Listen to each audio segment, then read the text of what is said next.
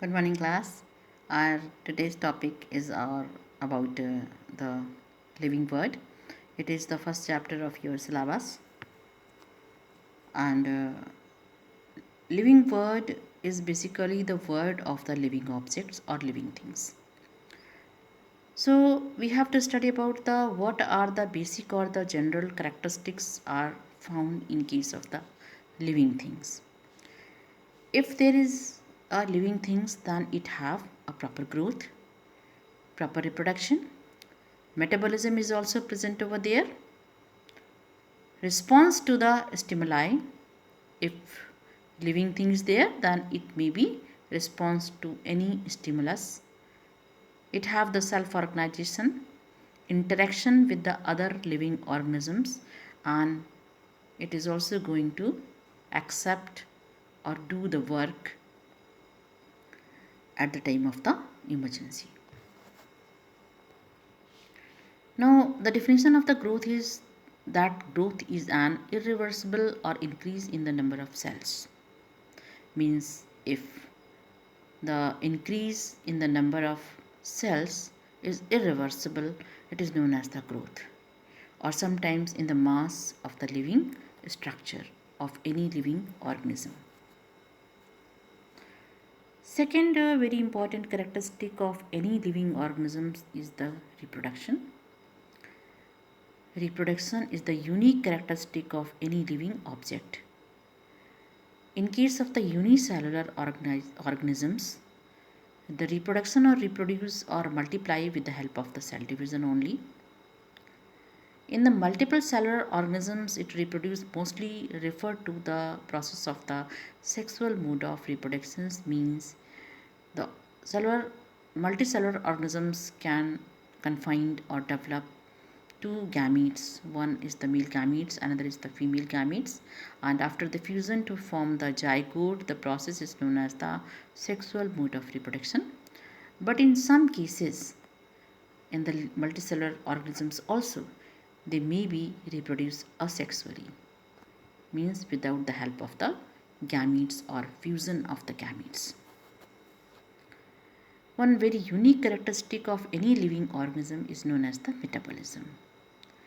So actually there are so many chemical reactions occurring in any living cell or organism, and the total sum of all the type of the chemical reaction, the biochemical reactions which is found inside the living cell or any living organism, it is called the metabolism, the metabolic process. And it is also composed of the two reaction. One is the anabolism and another is the catabolism. For example, if you are going to take the example of the photosynthesis, photosynthesis is the process in which a plant use a raw material like carbon dioxide and water with the help of the chlorophyll and in presence of the sunlights. One very simple product is formed. It is known as the C6H12O6 or simple sugar, and oxygen is liberated over there.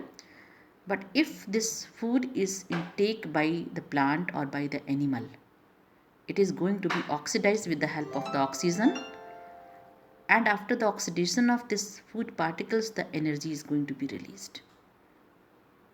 So the process is the anabolism and catabolism, both combined together to form the metabolism. Next is the consciousness. Consciousness is the ability of any living organisms to sense the condition in their surroundings, or in their environment, and it may be respond to their stimuli with maybe sometimes physical, for example touch me not plant, and sometimes chemicals, and sometimes biological also. So consciousness is the very very important things or character of any living organism. Now come to the chapter. It is known as the biodiversity. It refers to the number and the type of organisms present on the earth. There are so many living organisms, the millions, billions of the living organisms, either maybe from the plant or animal or any microorganisms. It refers to so many numbers. All these numbers are present on the earth, and each different kind of organisms represent a kind of species. So it is known as the biodiversity. India is also a very rich biodiversity country. The next is the identification. Now it is a very problematic if millions of plants is present in a particular area, or millions of animals is present in a particular area. So it is very difficult to a human being, to us, to identify all of them.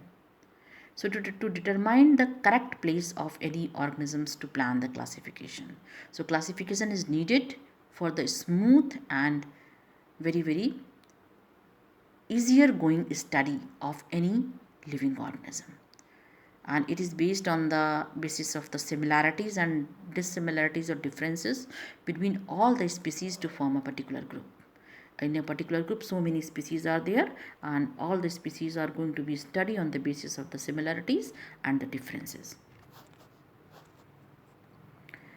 If we are going to assemble all these living organisms together, so we have to take a name, means nomenclature, the naming of any living organisms, plants or animal, and it may be estimated all over the world. And it is the method to give a particular scientific name for any living organisms, and done by the two bases. The two bases are there.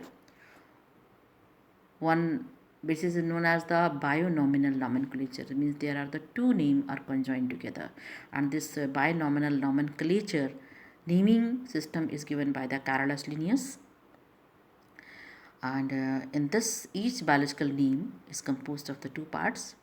The first name denotes the genus, which is written in a starting from the capital letter, and second parts that denotes the species, always written in a small letter. So it is a binominal nomenclature. There is the two name, first denotes the genus and second denotes the species of that particular living organisms. So but there is a few guidelines is given for the nomenclature. Guidelines means the rules of the nomenclature for plants is given by the provided by the International Code of Botanical Nomenclature, that is known as the ICBN, and for animals it is given by the International Code of the Zoological Nomenclature, ICZN. These are the two organizations responsible for the nomenclature for giving the name of any discovered plant and animals on this universe. So on the basis of these characteristics, the classification is required. If we are going to study simultaneously so many plants and animals taken together, so the classification is required over there. And as it is nearly impossible to study all the living organisms simultaneously at the same time, but the classification make it possible. How? By giving the scientific study, by giving the scientific name, by giving their scientific habitat also, such a wide variety of living organisms present on the earth.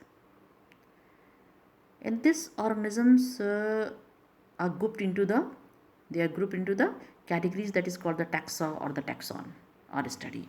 So taxonomy is the branch of the biology which is going to be study any living organisms on the basis of their external features. It is known as the morphological feature.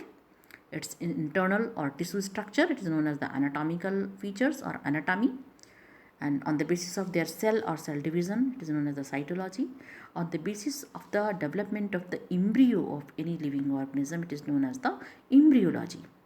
And sometimes when the plants and animals are not present on the earth, only fossils are there, so we have to study the differences, the similarities or the characteristics of that fossils, and the branch is known as the paleontology.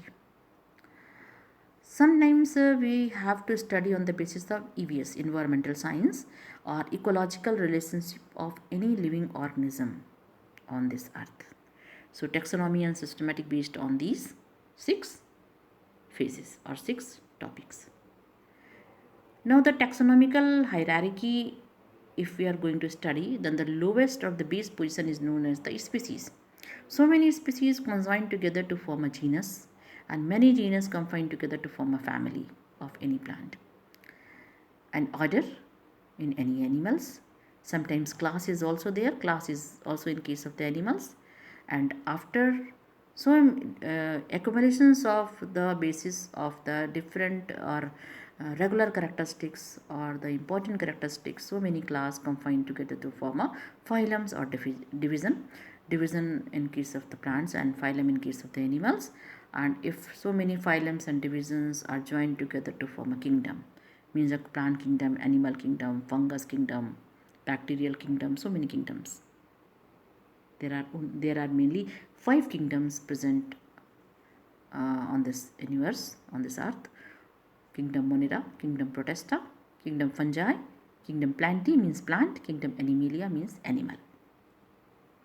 So kingdom, 5 kingdom is there, so many phylums is there, then class, order, family, genus and species. This is known as the taxonomical hierarchy. Species, for example, of the human being, we are going to take the example of the human being. Homo sapiens is the name of the human being. Homo is the genus, sapiens is the species, so species and genus. Homo means family is coming under the homo, and all the characteristics are the same. Hominids in order. Primates is the order, means the brain is developed, fully developed brain is there. For example, with just like in gorillas, chimpanzees, apes, monkeys, human being also, they are all known as the primates. And in the class, coming under the class mammalia, means mammals, means mammary glands is present over there for the nourishment of their new born babies, known as the viviparous also. And in the phylum chordates, means the vertebral column is present in their life cycle, and the kingdom is coming under the animalia or animals. We are all animals, animal kingdom. But due to a very vast variety of plants and animals present on this universe, it is very difficult to study with the help of any taxonomical teaching aids. So taxonomical aids are herbarium. Herbarium is the collection of the plants from different areas, different localities. And second is the botanical garden, the garden developed with the so many vast variety of plants present on any areas of any universe coming together to form a botanical garden. Museum for the dead and dry portions or remnants of any animals. And zoological park is also there. You heard the name, the zoo or zoological park, and one is the key. So taxonomical, in case of the taxonomical aids, one is the herbarium. Herbarium is known as the collection of the dried plant. Second is the botanical garden. Third is the museum. Fourth is the zoo or zoological park. Fifth is the key. Key is basically an analysis scheme. And each statement is called a lead. A lead is known as this, that if we are going to analyze systematically of any living organism's habitat, characteristics, features, it is known as the keys. In this picture, you can see so many copies or file of the herbarium and how herbarium is going to be formed. Here one person is sitting and is going to dry the material, the collected material from any localities, and paste on the herbarium seeds. It is known as the herbarium, for study of the common features, common ancestors present on all over the world. This is a very beautiful picture from so many botanical garden. Picture of botanical garden. The picture of botanical garden is also here. Next, the aids are known as the monograph. Sometimes we are going to study the comprehensive account of the complete information about any family or any genus. If we are going to confine in a data's form the comprehensive accounts of the complete information about any family or any genus, it is known as the monograph. One is also known as the manuals, means the compiled information. If we are going to compilation of any particular area or key family or genus, that in a Darjeeling area such type of plants or animals are found. In the polar areas Some such type of characteristics is found in the animals and in plants. So it is known as the manuals, the compiled information.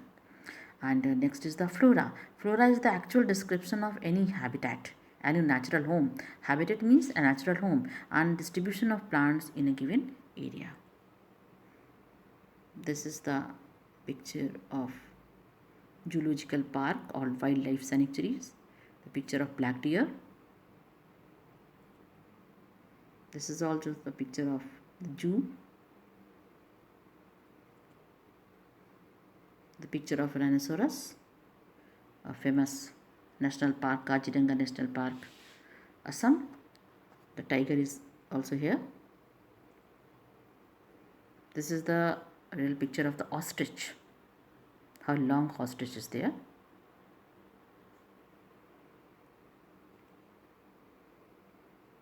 One chimpanzee is over there.